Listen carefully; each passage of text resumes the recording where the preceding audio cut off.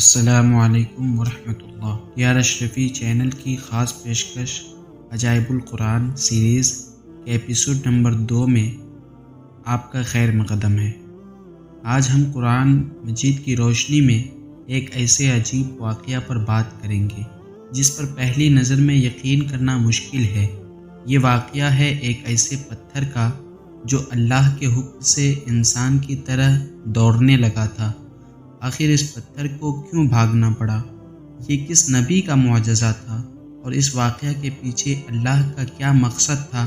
آئیے اس حیرت انگیز قصے کو شروع کرتے ہیں۔ بھائیوں اور بہنوں، یہ واقعہ ہمارے عظیم پیغمبر حضرت موسیٰ علیہ السلام سے جڑا ہوا ہے۔ حضرت موسیٰ علیہ السلام بہت ہی حیادار اور پردہ پوش تھے۔ آپ اپنی پاکیزگی اور شرافت کے چلتے کبھی بھی لوگوں کے سامنے نہاتے نہیں تھے، لیکن بنی اسرائیل کی قوم جو کہ بہت شرارتی اور بہتان لگانے والی تھی، اس نے آپ پر یہ جھوٹا الزام لگانا شروع کر دیا کہ شاید موسیٰ علیہ السلام کے جسم میں کوئی نقص یا کوئی بیماری ہے جس کی وجہ سے وہ لوگوں سے چھپ کر نہاتے ہیں۔ آئیے اب جان لیتے ہیں وہ پتھر کی چوڑائی لمبائی کتنی ہے۔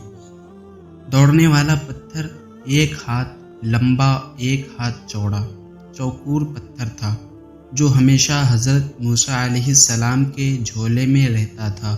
اس مبارک پتھر کے ذریعے حضرت موسیٰ علیہ السلام کے 2 معجزات کا ظہور ہوا جن کا تذکرہ قرآن مجید میں بھی ہوا ہے۔ پہلا معجزہ اس پتھر کا پہلا عجیب کارنامہ جو در حقیقت حضرت موسیٰ علیہ السلام کا معجزہ تھا، وہ اس پتھر کی دانش مندانہ لمبی دوڑ ہے، اور یہی معجزہ اس پتھر کے ملنے کی تاریخ ہے۔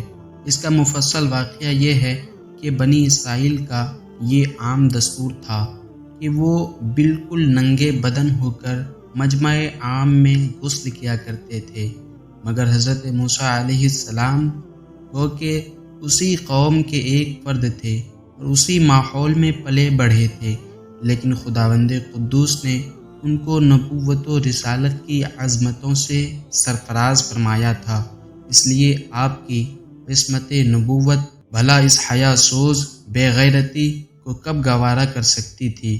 آپ بنی اسرائیل کی اس بے حیائی سے سخت نالاں اور انتہائی بیزار تھے، اس لیے آپ ہمیشہ یا تو تنہائی میں یا تہبند پہن کر غسل فرمایا کرتے تھے۔ بنی اسرائیل نے جب یہ دیکھا کہ آپ کبھی بھی ننگے ہو کر غسل نہیں فرماتے تو ظالموں نے آپ پر بہتان لگا دیا کہ آپ کے بدن کے اندرونی حصہ میں یا تو برس کا سفید داغ یا کوئی ایسا عیب ضرور ہے جس کو چھپانے کے لیے کہ کبھی برہنہ نہیں ہوتے، اور ظالموں نے اس تہمت کا اس قدر اعلان اور چرچا کیا کہ ہر کوچہ و بازار میں اس کا پروپیگنڈا پھیل گیا۔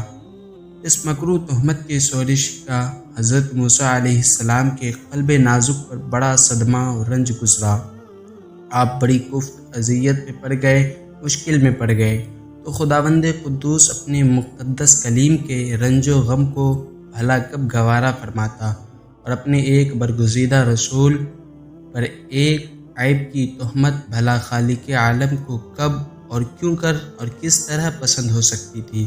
ارحم الراحمین نے آپ کی برات اور بے عیبی ظاہر کر دینے کا ایک ایسا ذریعہ پیدا فرما دیا۔ دم زدن میں بنی اسرائیل کے پروپیگنڈوں اور ان کے شکوک و شبہات کے بادل چھٹ گئے، اور آپ کی برات اور بے عینی کا سورج آفتاب عالم تاب سے زیادہ روشن و آشکارا ہو گیا۔ اور وہ یوں ہوا کہ ایک دن آپ پہاڑوں کے دامنوں میں چھپے ہوئے ایک چشمہ پر غسل کے لیے تشریف لے گئے، اور یہ دیکھ کر کہ یہاں دور دور تک کسی انسان کا نام و نشان نہیں ہے، آپ اپنے تمام کپڑوں کو ایک پتھر پر رکھ کر اور بالکل برہنہ بدن ہو کر غسل فرمانے لگے۔ غسل کے بعد جب آپ لباس پہننے کے لیے پتھر کے پاس پہنچے تو کیا دیکھا کہ وہ پتھر آپ کے کپڑوں کو لیے ہوئے سرپٹ بھاگا چلا جا رہا ہے۔ یہ دیکھ کر حضرت موسیٰ علیہ السلام بھی اس پتھر کے پیچھے پیچھے دوڑنے لگے کہ سو بھی حجر ہو بھی حجر، یعنی اے پتھر میرا کپڑا دو اے پتھر میرا کپڑا، مگر یہ پتھر برابر بھاگتا رہا، یہاں تک کہ شہر کی بڑی بڑی سڑکوں سے گزرتا ہوا گلی کوچوں میں پہنچ گیا، اور آپ بھی برہنہ بدن ہونے کی حالت میں برابر پتھر کو دوڑاتے چلے گئے۔ اس طرح بنی اسرائیل کے ہر چھوٹے بڑے نے اپنی آنکھوں سے دیکھ لیا کہ سر سے پاؤں تک آپ کے مقدس بدن میں کہیں بھی کوئی عیب نہیں ہے، بلکہ آپ کے جسم اقدس کا ہر حصہ حسن و جمال میں اس قدر نقطہ کمال کو پہنچا ہوا ہے کہ عام انسانوں میں اس کی مثال تقریباً محال ہے۔ چنانچہ بنی اسرائیل کے ہر فرد کی زبان پر یہی جملہ تھا، واللہ ما بی موسیٰ من باسی، یعنی خدا کی قسم موسیٰ بالکل ہی بے عیب ہیں۔ جب یہ پتھر پوری طرح حضرت موسیٰ علیہ السلام کی برات کا اعلان کر چکا، خود بخود ٹھہر گیا۔ آپ نے جلدی سے اپنا لباس پہن لیا اور اس پتھر کو اٹھا کر اپنے جھولے میں رکھ لیا۔ بخاری شریف کتاب الانبیاء۔ اللہ تعالیٰ نے اس واقعہ کا ذکر قرآن مجید میں اس طرح بیان فرمایا ہے کہ اے ایمان والو، ان جیسے نہ ہونا جنہوں نے موسیٰ کو ستایا، تو اللہ نے اسے بری فرما دیا اس بات سے جو انہوں نے کہی، اور موسیٰ علیہ السلام اللہ کے یہاں آبرو والا ہے۔ دوسرا معجزہ، میدان تیہ میں اسی پتھر پر حضرت موسیٰ علیہ السلام نے اپنا عصا مار دیا تھا تو اس میں سے 12 چشمے جاری ہو گئے تھے، جس کے پانی کو 40 برس تک بنی اسرائیل میدان تیہ میں استعمال کرتے رہے۔ اس کا پورا واقعہ پہلے ایپیسوڈ میں بیان کیا جا چکا ہے۔ اگر آپ اس ایپیسوڈ کو نہیں سنے ہیں تو برائے کرم آپ جا کر اسے بھی سن لیں۔ قرآن مجید کی آیت کہ پتھر سے یہی پتھر مراد ہے۔ ایک شبہ کا ازالہ یہ ہے کہ معجزات کے منکرین جو ہر چیز کو اپنی ناقص عقل کی عینک ہی دیکھا کرتے ہیں، اس پتھر سے پانی کے چشموں کا جاری ہونا محال قرار دے کر اس معجزہ کا انکار کرتے ہیں اور کہتے ہیں کہ ہماری عقل اس کو قبول نہیں کر سکتی کہ اتنے چھوٹے سے پتھر سے 12 چشمے جاری ہو گئے، حالانکہ یہ منکرین اپنی آنکھوں سے دیکھ رہے ہیں کہ بعض پتھروں میں خداوند تعالیٰ نے یہ تاثیر پیدا فرما دی ہے کہ وہ بال مونڈ دیتے ہیں۔ بعض پتھروں کا یہ اثر ہے وہ سرکہ کو تیز اور ترش بنا دیتے ہیں۔ بعض پتھروں کی یہ خاصیت ہے کہ وہ لوہے کو دور سے کھینچ لیتے ہیں، مثلا چمبک۔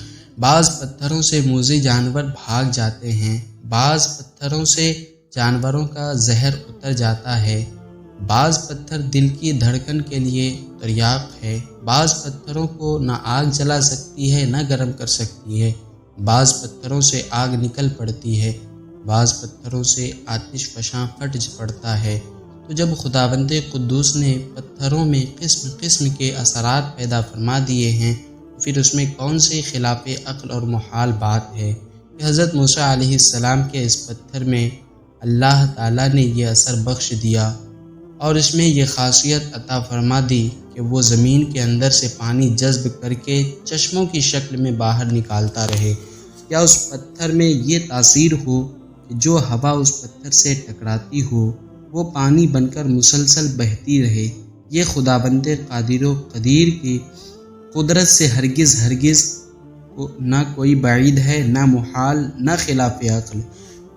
لہذا اس معجزہ پر ایمان لانا ضروریات دین میں سے ہے اور اس کا انکار کفر ہے۔ قرآن مجید میں ہے، اس کا ترجمہ ہے، پتھروں میں تو جو کچھ وہ ہیں جن سے ندیاں بہہ نکلتی ہیں، اور کچھ وہ ہیں جو پھٹ جاتے ہیں تو ان میں سے پانی نکلتا ہے، اور کچھ وہ ہیں کہ اللہ کے ڈر سے گر پڑتے ہیں۔ بہرحال پتھروں سے پانی نکالنا یہ روزانہ کا چشم دید مشاہدہ ہے، تو پھر بھلا حضرت موسیٰ علیہ السلام کے پتھر سے پانی کے چشموں کا جاری ہو جانا کیوں کر خلاف عقل اور محال قرار دیا جا سکتا ہے؟ اس واقعہ کا سب سے بڑا مقصد یہ تھا کہ بنی اسرائیل کے تمام لوگوں نے حضرت موسیٰ علیہ السلام کے جسم کو پوری طرح سے دیکھ لیا۔ انہوں نے دیکھا کہ موسیٰ علیہ السلام کے جسم میں کوئی نقص نہیں تھا، کوئی بیماری نہیں تھی، اور وہ بالکل پاک اور صاف ستھرے تھے۔ اس معجزے کے ذریعے اللہ نے اپنے نبی کی پاکیزگی کو ساری دنیا کے سامنے ثابت کر دیا۔ پیارے بھائیوں اور بہنوں، اس حیرت انگیز واقعہ میں ہمارے لیے بہت بڑا سبق ہے کہ نبی کی عظمت، آنر آف دا پروفیٹ صلی اللہ تعالیٰ علیہ وسلم۔ اس واقعہ سے پتہ چلتا ہے کہ اللہ نے اپنے نبیوں کی عزت اور پاکیزگی پر کوئی الزام یا انگلی برداشت نہیں کرتا۔ جب شیطان یا لوگ ان کی توہین کرتے ہیں تو اللہ خود اپنے نبیوں کا دفاع ڈیفینس کرتا ہے۔ دوسری بات، توہین کا انجام، جو لوگ بنا ثبوت کے دوسروں پر، خاص کر اللہ کے نیک بندوں پر جھوٹے الزامات لگاتے ہیں، اللہ انہیں کبھی معاف نہیں کرتا۔ بنی اسرائیل کی اس غلطی کا نتیجہ یہ ہوا کہ اللہ نے خود چناؤ کر کے اس جھوٹ کو دنیا کے سامنے بے نقاب کیا۔ الحمدللہ، یہ تھا عجائب القرآن سیریز کا ایپیسوڈ نمبر 2، دوڑنے والا پتھر۔ اس واقعہ نے ہمیں سکھایا کہ حسد، جیلسی اور غلط افواہیں پھیلانا کتنا بڑا گناہ ہے۔ اللہ نے اپنے نبیوں کی حفاظت کے لیے بے جان پتھروں کو بھی دوڑا سکتا ہے۔ اگر آپ کو یہ واقعہ پسند آیا ہو تو چینل کو سبسکرائب کریں، بیل آئیکن ضرور دبائیں، کمنٹ سیکشن میں بتائیں کہ آپ کو اس معجزے کا کون سا حصہ سب سے زیادہ حیران کرنے والا لگا۔ انشاءاللہ کل ملیں گے ایپیسوڈ نمبر 3 میں، میدان تیہ کے تعلق سے کچھ بیان کریں گے۔ تب تک کے لیے دعاؤں میں یاد رکھنا۔ جزاک اللہ خیراً کثیرا۔